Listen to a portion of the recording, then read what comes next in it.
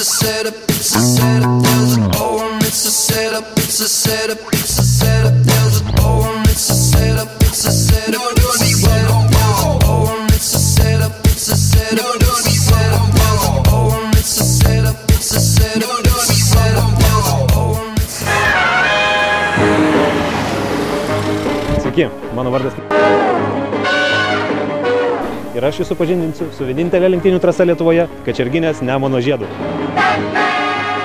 Mūsų nepakartojama trasa yra unikali visame Šiaurės Europos regione. Ji greita, pavojinga ir itin kalvota. Šį 3350 metrų asfalto kūrinį sudaro 9 unikalūs posūkiai. Apžvelkime įdomiausius.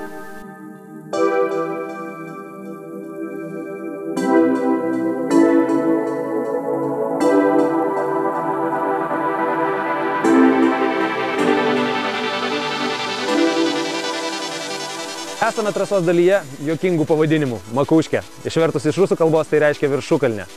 O norint įkopti į šią viršukalnę, lėtesniem automobiliam reikia įjungti žemesnę pavarą. Arba geriau įsibėgėti.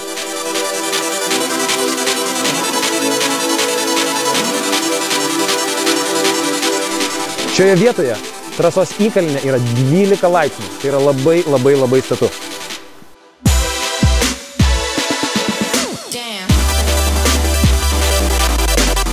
Aklas posūkis ir staigus nusileidimas. Ar žinote tą jausmą, kai greitai važiuoji per aštrų kalniuką? Tai yra Makuškė.